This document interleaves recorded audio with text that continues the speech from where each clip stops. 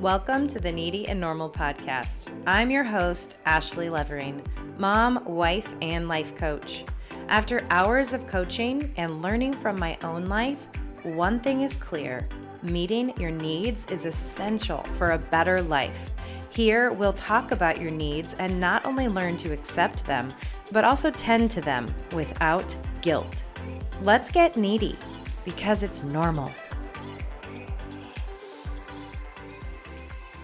I'm so excited to welcome a friend of mine. I've been friends with Tracey for a very long time. I'm so glad you decided to let me convince you to come on and tell a story that I know is sensitive but empowering, and I'm so grateful that you're here. Hello, my friend. Hello there.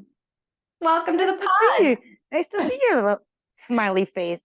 Nice to see you and talk to you and hear your voice. I know one of these days I'm going to get this on video for listeners. I keep getting information from people that apparently people love podcasts on YouTube. So eventually you'll get to see more Yeah, I'm those. okay with not being on video. But for now, I mean, I went to the gym. I'm still in my sports bra and my stretchy pants, and so this is good for today. So, and you just had a full days of work, so I did.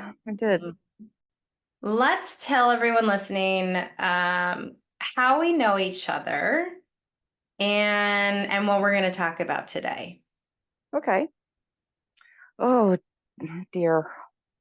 So many years. So many years. So I many feel like years. we were like, I don't know, in our teens, early 20s. When I was working events at the Marconi Automotive Museum. Here walks in Ashley. Back in The one of 2008. 2008. Wow. Wow. I can't even comprehend how many years that was. It's been a minute. So anyway, so we used to do this big boxing event every year, and we worked with a company called Anonymous, and they brought in their staff of volunteers, and Ashley was working at the registration area. And I remember looking over at Corey and I said, "Who is that? She's good. I like her. She's good." You are on it. On it to the point where I felt like I could walk away and go deal with whatever fire I needed to put out, and you were going to handle it. And I'd say, "You're in charge." I love it. And I think it was not long after that first event, I think you had emailed me or something and said, "Hey, let's get together and go to dinner." Yeah. And we did. And we did it. And became that was good. it. We're friends ever since. Friends ever since. Helped Yep. me at many, many, many events. And then I think we were getting ready to move or something and said you couldn't help. And I was like, "Oh no, what am I going to do?" What am I going to do? Because what time of year was that? I'm trying to remember when I moved, because I remember making the call. I was nervous to tell you, like, it's happening. Mhm. Like, Jeff's taking me away. It's a go. Yeah. Yeah. Well, fight night was always in March, I think. And then we did the wine event in like September, October, or something like that. That makes sense, because I think we Yeah. moved in February. Yeah. I don't know, something like that. And I was like, "Oh no, what am I going to do?" Yeah. And here we are, however Here many years later, with marriages and kids and all that all fun the stuff. things, all the things. And we always keep up. And anytime you're going through something good, bad, whatever, in between, you and I always catch up, and you give me the down low, and you always say, "I'll land on my feet," or "I've got this." And I've always loved how capable you've always known you are, which is a really great segue into why we're here. Like, we're talking today because you agreed, thank you, to share a pretty tender story about the latest adventures of T. There's My been many, so many. many. But this one is super empowering, and I think it's going to speak to a grander audience, and someone listening today might not even realize that this message that you're going to share is for them. And so what are you willing to share with us today, my friend? What are we going to talk about? Well, as of today, I'm 7.5 months sober. Whoop, whoop, whoop, Yes, whoop. yes, yes, yes. Quite the journey. Quite the journey. So, where to begin? um, I guess I'll start with when I guess I'm realizing when it became a problem. I mean, we all went through our 20s. We all did the party thing. We all, Mhm. yeah, we've all done it. We're young and having fun and good old time, but when you get older, it becomes a little bit of an issue. So I would say probably in Florida for 10 years, 12 years ago is when I guess it became a more and more and more of an issue, like a daily thing. I would before, come home from work, have a couple of drinks, whatever, go out with friends, go to the bar, whatever, that kind of thing. But it soon became a everyday, all day, everyday thing. And, I didn't see it as a problem because I was never, I want to say I was never, because I've had my moments, but I was still getting up, I was still going to work, I was still Mhm. functioning alcoholic, I guess you could call it. Mhm. I didn't see it as a problem because I know I'm not drinking a fifth of vodka every day. Having beer. I'm drinking beer. It's not a big deal. Mhm. Not a big problem. I didn't see it as a problem because I wasn't falling down drunk every day. Still doing all the things that I needed to do. So it just kept going on and on and on and on to the point where I was cracking a beer at 6 o'clock in the morning. And it just went on from there all day, every day. From the time I woke up to the time I went to bed. How many beers do you think you were having throughout the day? Did you ever count? I would say probably about 15-ish And you never at, got drunk. at least. How does that work when it's in your Even people, friends of my, like people who know me, they were like, how are you? I mean, I would be out partying with my friends and they're all wasted. Here I am. I've had 15 to 20 beers a day and perfectly fine. it just So I became a routine? tolerant, yeah, Tolerant, tolerance. tolerance. You build up tolerance to it. Mm-hmm. I mean, I would like, just disappear and go take a nap. And everybody's like, "Oh, it's Tracy's nap time." I you know, remember that actually, yeah, because you and I would chat in like an afternoon or uh-huh, something. You would have just woken up, or you're like, I'm yep, gonna go take a nap now. yep. And then just Was wake it up and you just start all over. Or I'd wake up with a hangover. Okay, I got a hangover. I'll have a beer, and then I'll be fine. So I never had a hangover because I just was continuously drinking Mhm. all the time. And what are you doing during this time? Like, I know you ran a business, you still have your business, Yep. and what kind of activities were you going through? Like, tell us throughout the day, like, what kinds of things were you being responsible for enough to do throughout the day? Yeah, I was still, yeah, like you said, I had a cleaning business. I was still, managing my schedule, my accounting, where I needed to be every day, was always there on time, always showed up. Functional, isn't that Functional, a term? Functional alcoholic. functional. Yeah, it is. Yeah. Yeah. What do you think was the biggest difference in your habits versus someone who ends up with no money on the streets, like can't get it together at all, like visibly, like to the outside world, you can tell that person has a Mhm. problem versus how you were moving through. Like, what do you think was the biggest difference there? Did you have limits? Did you like what do you think that was? I never well, I'm not going to say never because, like, yeah, there were times that I would go out and get hammered. I never, most of the time, let myself get to that level. I knew what my cutoff was. Mm, I But it kept wasn't falling moving. down drunk. I knew when to stop. Hmm. Somebody who, like you were talking about, who was living on the streets and, living for alcohol,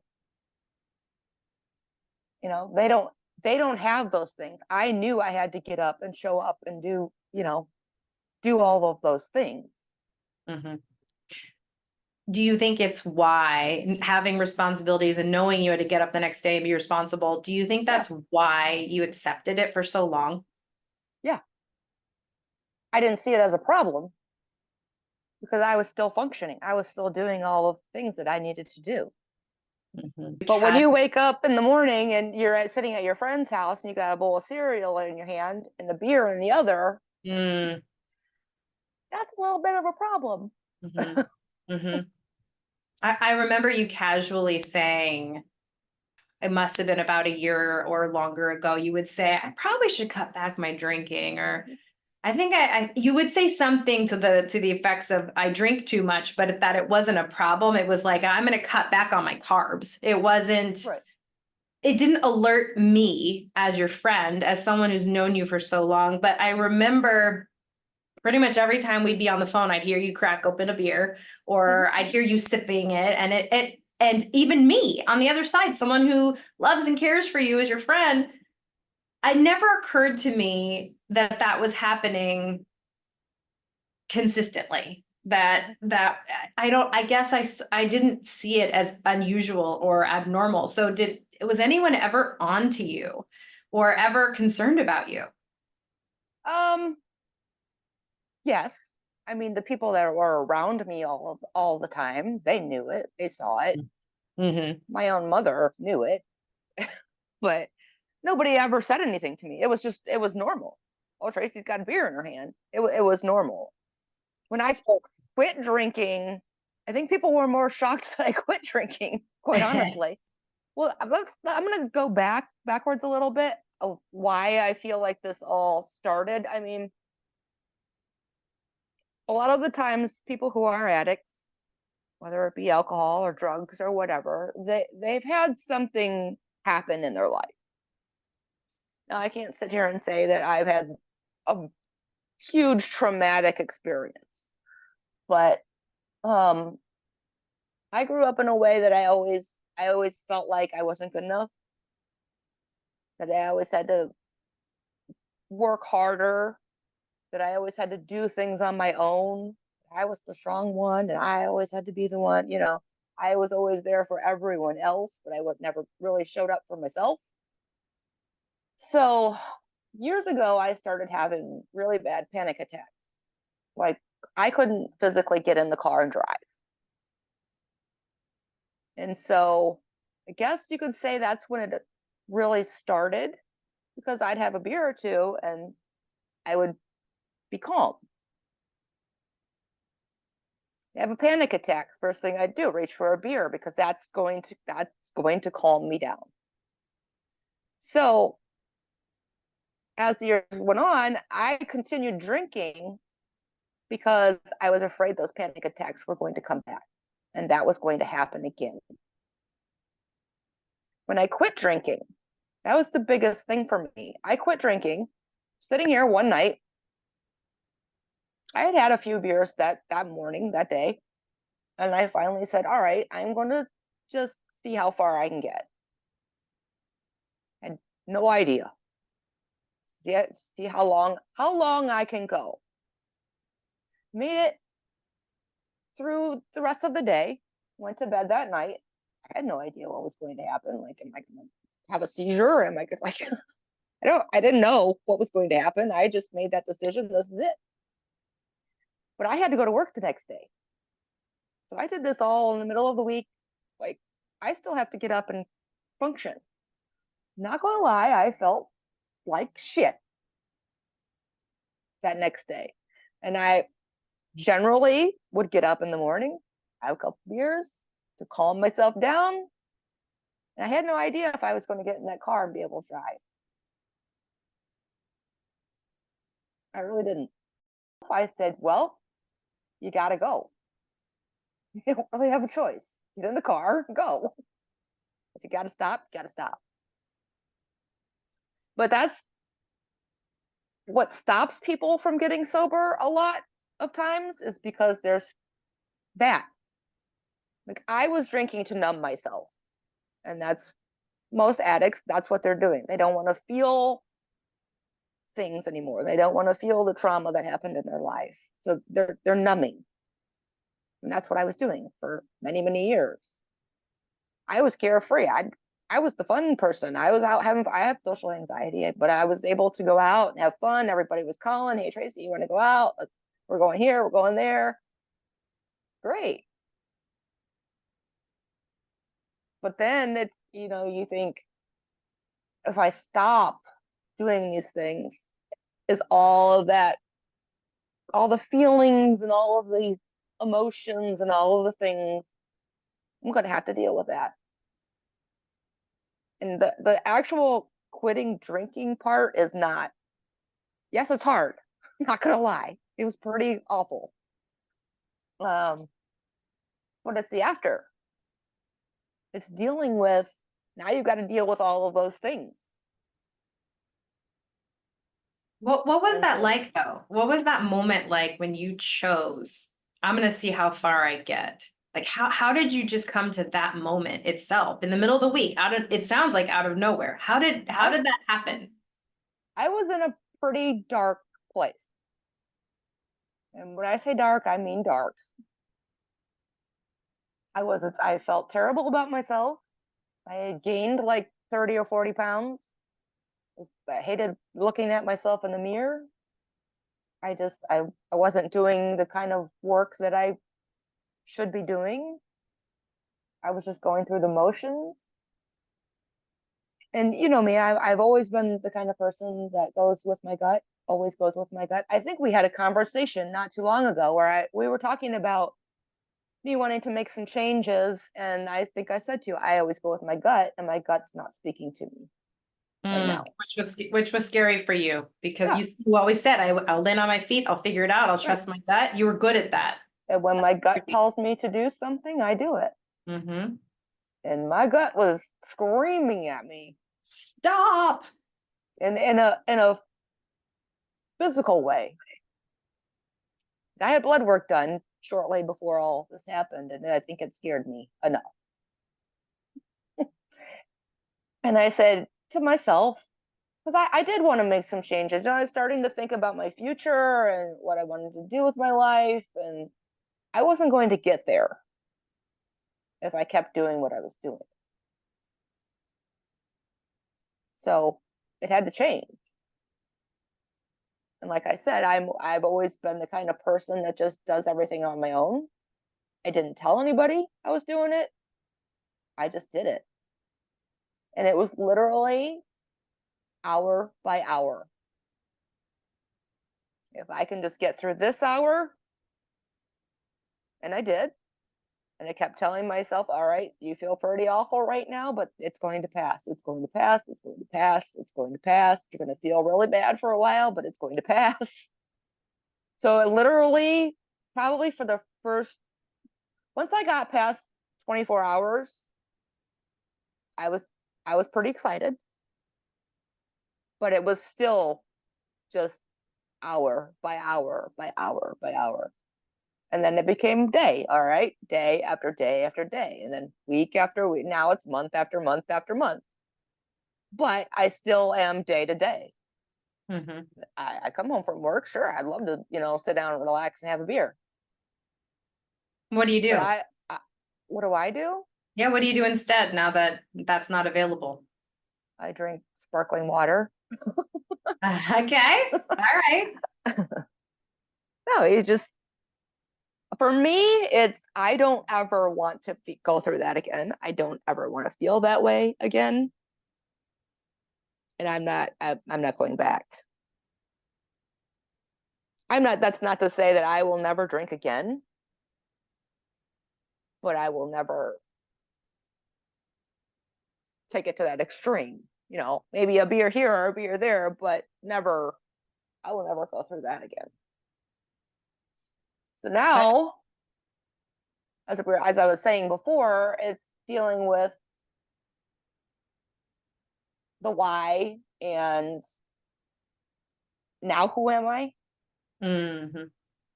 I did it for so long that I was, the fun Tracy, so now I'm kind of relearning, trying to relearn who I am. Who am I now? What's that been like? Do you feel like you're having to process a lot of emotions and getting to know yourself again, or for the Oh first yeah. time? What's Oh yeah, yeah. for sure. Uh-huh. I've taken a lot of time. I've kind of isolated myself a little bit in a way. Um, and just trying to kind of give myself some self-love. You know me, I'm a giver, and I give and I give and I give and I give and I give, but I have done that for so many years without giving to myself. Mm-hmm. And now I'm giving to myself. And anything toxic or negative, or I can't even handle it anymore. With Just there's taking some capacity. time within myself. Mm-hmm. Good for you. And I want to say to people, um, yes, I did this on my own. I shouldn't have. First of all, it probably wasn't a safe thing to do. Um, my biggest advice was make sure you have a support system, whether it be going to AA or a therapist or rehab or whatever you need to do. Um, but I can tell you, it will be the best thing that you've ever done. Doing it by yourself, which is takes an incredible amount of strength. All of this has taken an incredible amount of strength. But tell me more about why, and I'm going to ask for more of your advice, but why part of your advice is to get support when you didn't do it? What did you learn from that? Why do you think that's so important? Well, when I say that I did it by myself, I mean I did have support. I had friends, and I actually went public with my journey. I went full blown Facebook with it, and I did that because I felt like telling my story, which is why we're doing what we're doing today, could help somebody else. And I had people coming to me and telling me how inspiring I am, and that just blew my mind. Like it really did. And I think I was telling you earlier that I actually have a couple of friends that saw what I went through and the transformation that I had, that actually inspired them to go on their own sober journey. And they're doing amazing. They really are. And so we kind of did it together, which was kind of cool. You know, I was a little bit ahead of them, so as they were going through it, and I was watching them go through it, I could say, yeah, yeah, that happened to me too. Yep, but you're gonna get past it. It's okay. You're gonna get past it. They would call me. One of them would call me, and like, well, he was struggling. I'm like, all right, well, you're going to get past it. Well, what was it like when you discovered that part, that you have gotten past the different stages and as you got closer and closer to it being consistent? I mean, obviously, you hour by hour, day by day, like you Mhm. said, week by week, month by month. What was that like to feel like you were getting past these milestones of sobriety? It was exciting because I saw the transformations within myself. I had cleared up, but I lost 28 pounds. I just felt better. It was like, oh, an aha moment, sort of. Like I even now still will just have these little flashes and these little epiphanies, and like, oh wow, where'd that come from? Before I was just going through the motions and really didn't care about anything.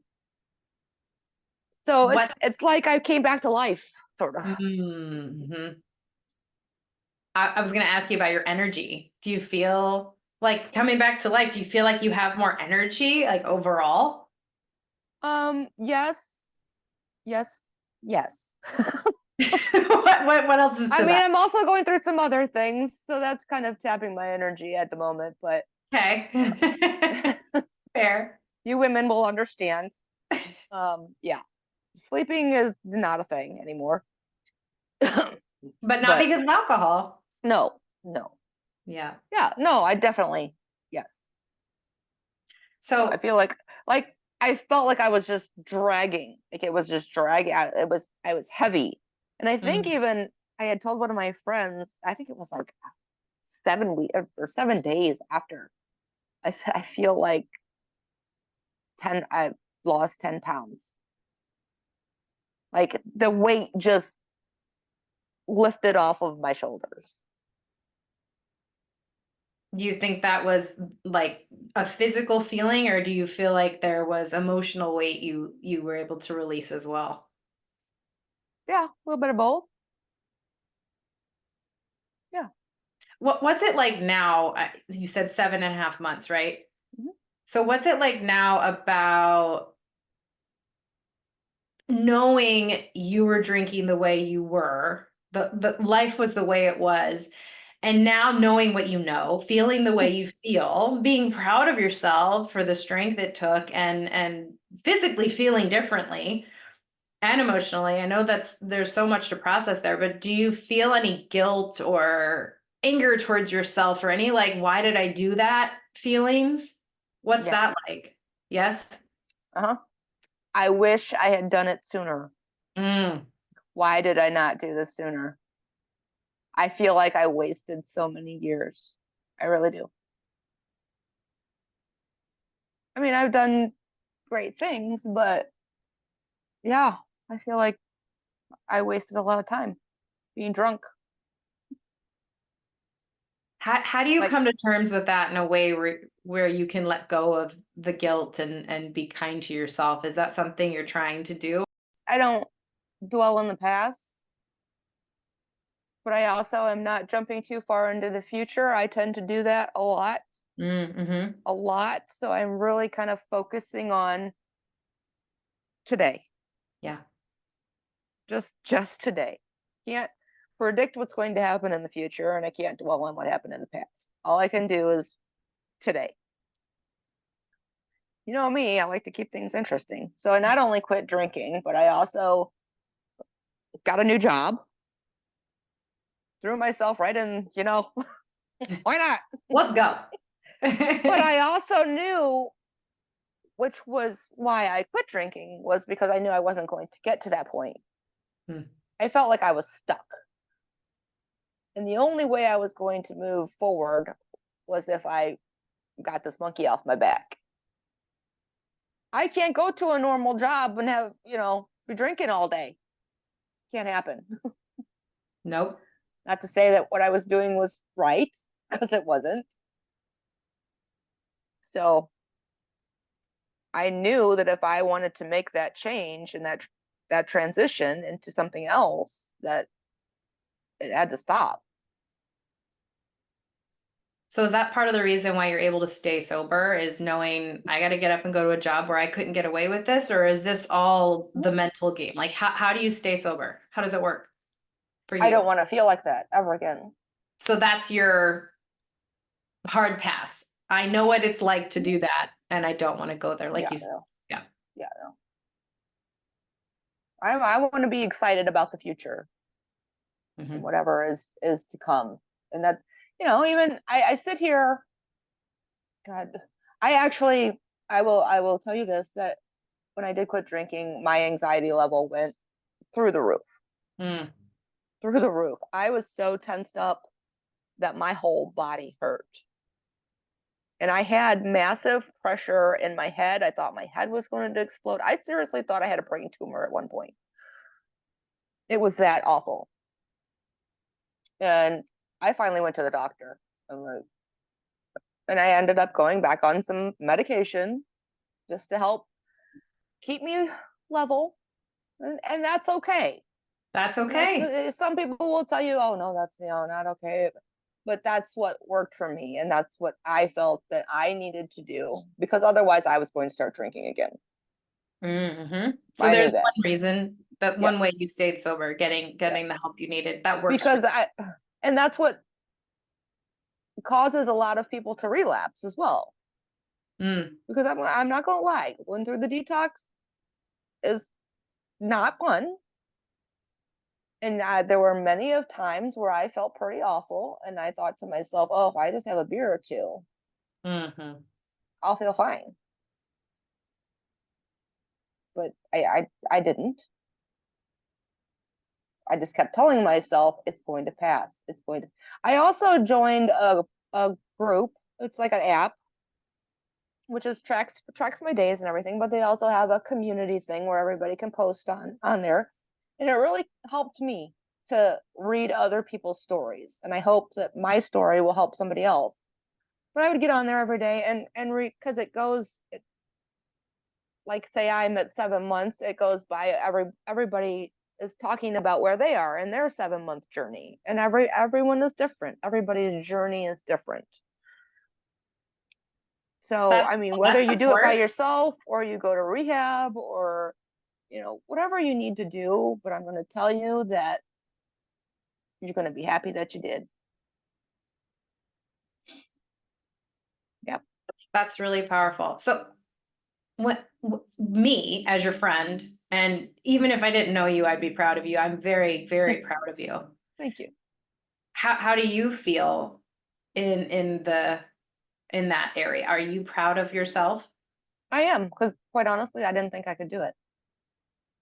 So how'd you conjure up this belief in yourself to do it if you didn't even think you I could do it? really did not Whoa. think that I could do it. Wow. But once I got past that 24 hours, then I was like, all right, let's see if I can do another 24 hours. You just kept proving it to yourself over and Yeah. over again. When I got I got to that 24 hours and I did it. I did it. Hell And I yeah. didn't tell anybody. And I didn't tell anybody until I was like about a week sober, which is still pretty early. But I guess part of me wanted people to know what I was going through, so they didn't think that I was just fell off the face of the earth or whatever. But um yeah, it was just about helping other people. And it may not even be addiction or whatever, but I just put my mind to it and just did it. Did it. What's your relationship like with yourself now and with other people too? I know you said you're not even really letting toxic and negative things, and that includes people, into your life now that you've cleansed it in such a way. But what are your relationships like now? What has changed? Well, some people have fallen away. I don't go out. I don't um it's kind of hard to explain. When I was drinking, I was always out. I was always at the bar. I was always out doing something. I was always, you know, whatever. And when I stopped drinking, I didn't want to go to those places anymore. I didn't want to go hang out at the bar, or I didn't want to be around my friends that were drinking and getting drunk, and most of them understood that, but still it was very uncomfortable. And so I've just kind of been hanging out. I've been out a few times, and I don't have any desire to do those kinds of things. And those people are not calling me. I hardly ever hear from them anymore. So that part of it is a little hurtful, but it's okay You've accepted it. because That our makes a lot. relationships are different now. Mhm, mhm, I'm not that same person. mm. I don't know who this person is quite yet, but I'm not that same person. Yeah, that's the question I was going to ask you. Like, do you feel like you're becoming the real you or the new you? Can you get a read on that as you're I'm progressing through it? That's something that I'm still working through. Hmm. I don't, I don't, I should probably be seeing a therapist or, life coach Ashley, which Yeah. I call from time to time. Help me. I'm here, girl. I'm here. No, I'm just kind of sitting with myself at the moment, protecting my peace. Hmm. Hmm. Because as I was talking about earlier, and I've said this to a few people, I have been giving 100% of myself to other people. For And I years. actually said, was talking to a friend the other day, and I said, I am exhausted. Hmm. I'm exhausted. I mean, it's time for me to be a little selfish for a change and take care of me. Hmm. Good for you. Yeah. So now, and I know, I don't even know if it's fair to say that you're still early in this journey, because 7.5 months after several years of drinking and behaving the way you did, like, does that feel like a really long time, or does it feel like you're still early in this journey? Um, Both? yeah, kind of. I honestly don't even really think about it Oh, anymore. okay. It's just kind of the new normal. Mm-hmm.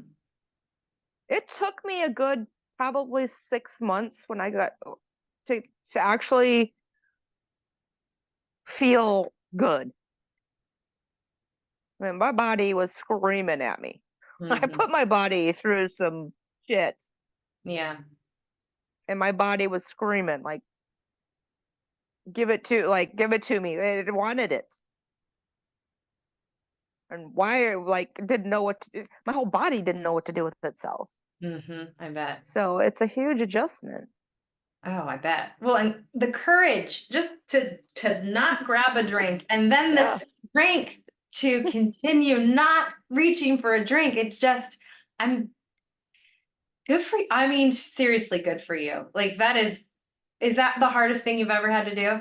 Yes, by far, by far. Amazing.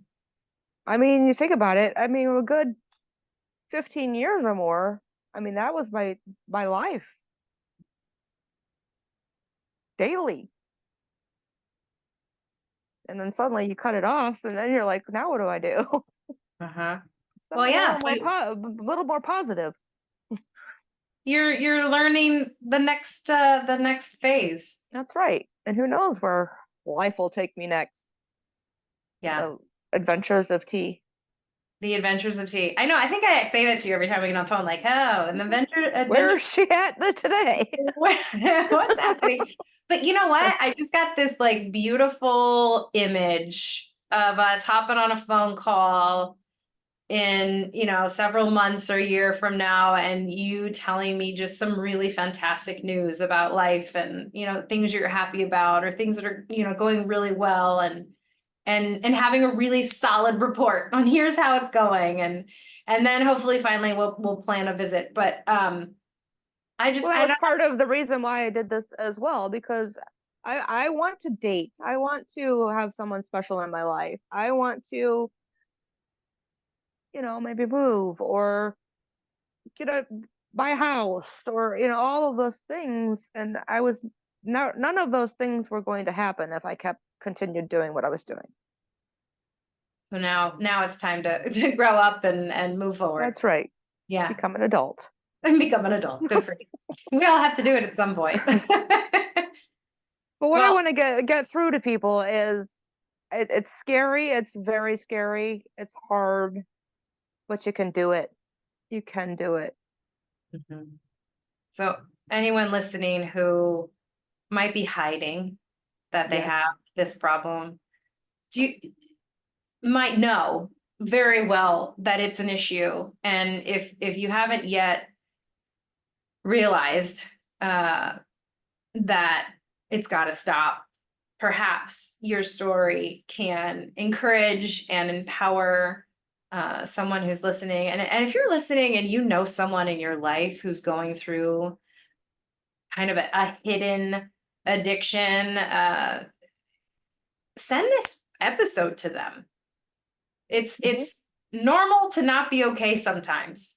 And I think that's part of my mission with this podcast too, is, we all have different needs and any different points of our lives dealing with different kinds of changes and challenges and transitions. But if we go through a human experience of any kind, but something like this, going on a sobriety journey, there's a lot of it's okay, it's normal, you can do this. Like I don't know, like I don't know what I'm trying to say, but like I don't want people to think that you're alone, that you're the only one who's dealing with it, or that you have to keep hiding it, or that no one wants to help you, or worried that someone might judge you.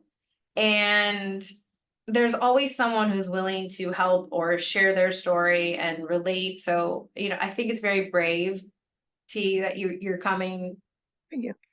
to the public, about what you've been through. I thought it was really cool when you went public, because it was almost like your accountability too. It's like, this is happening. That's exactly why I did it.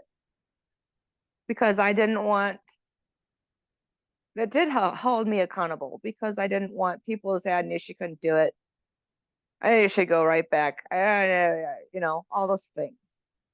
So yeah, it did, because I didn't want to disappoint anybody. Mm-hmm. And I just want to touch on one thing that you just said right now about being ashamed. I mean, there are people that are like we talked about earlier. I was functional. There are other people that are not. And they think that they're just in despair and they don't know where to go for help or how to ask for help. Or, you know, I personally did not do AA meetings, but I will tell you, go. Even if you don't want to share your story and make it public, or go walk into a meeting. Just go. That's what they're there for. Mm-hmm. Nobody has to know.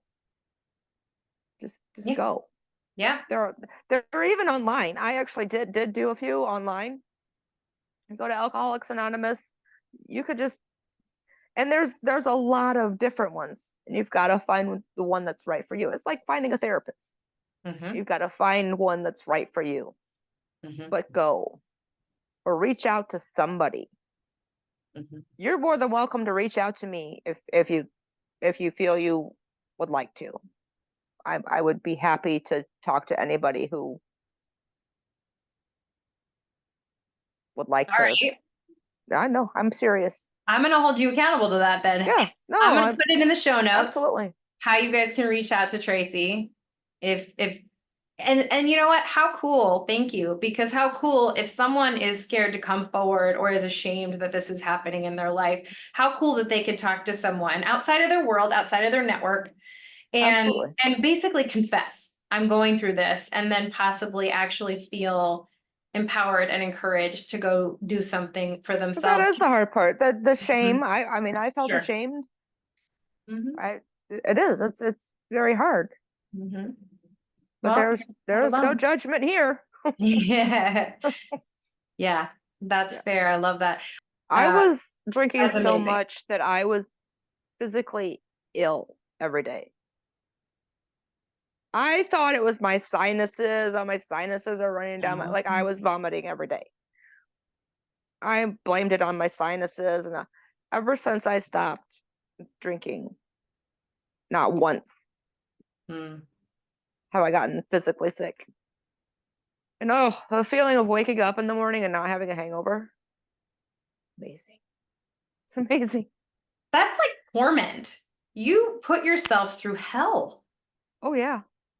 Before you even stop, you were putting yourself through Oh hell. yeah. My body was, like I said, my blood work was not good. It was not What's good. And what's then it? Mm-hmm.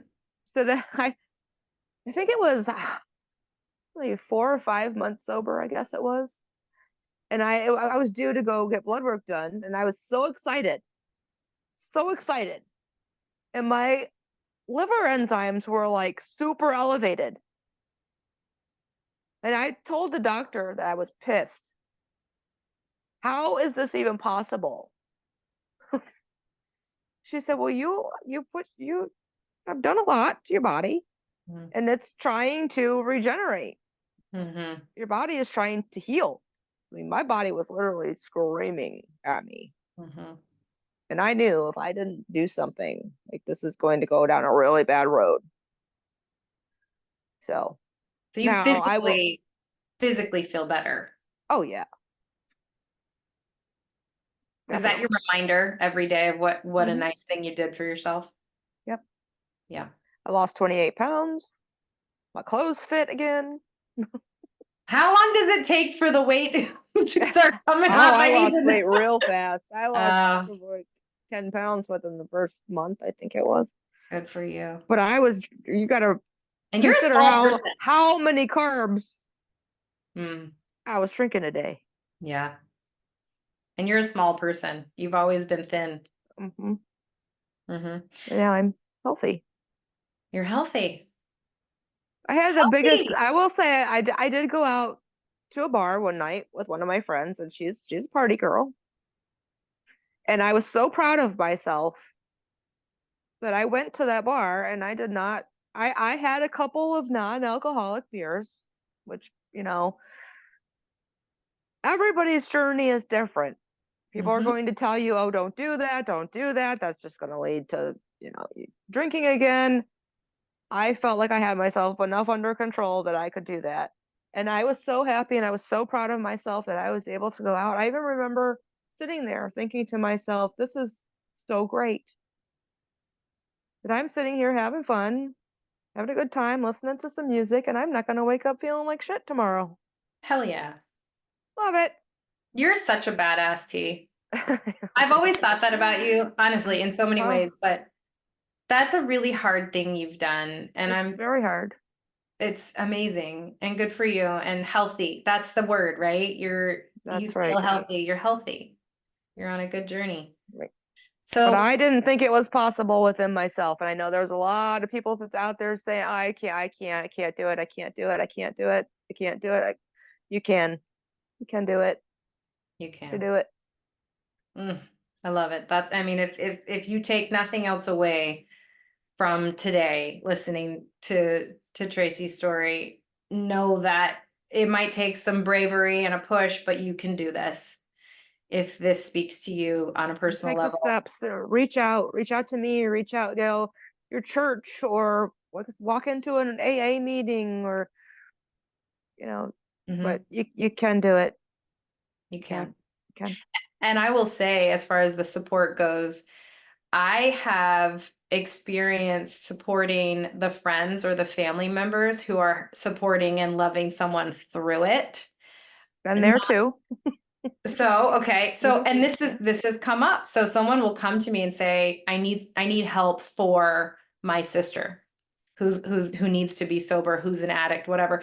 And they'll plead and beg with me, please help her. And my response is always lovingly the same. I cannot help someone who isn't ready to be helped. Yes. Yes. Number one. Absolutely. So if they won't even talk to me, won't even hear it, like it's not going to work. So I always offer the other side of it is, listen, if you need support, supporting your loved one, I'm here for you. You can buy into that. You can opt in. And if one day they feel strong enough to have a coach, because my job is to take someone from change to the future. Like, let's move forward. Let's put Hmm. action to the things you want to do. So you have to be willing to do the work. So it's always the same. And it comes up. I get these messages probably once or twice a month. Please help this person in my life. And I love that. I love that someone wants to help that person. You can't. You can't. I wanted to give that picture, that other side, right? Like anyone who's an addict or addicted to anything, who needs to quit, needs to stop, they have to own it. Um, Yes. I use this analogy in coaching a lot where you can't get a smoker to quit smoking. They have to want to do it. You can't just go take the cigarette out of their mouth and be like, no, you're done. That Never actually smoke again. makes things worse. Yeah, it It doesn't actually work. makes it worse. Doesn't work. So if you're hearing this from a side of, I have someone in my life who's going through this, I guarantee you everyone is touched by alcoholism in some way in their lives, a friend, a family member, somebody.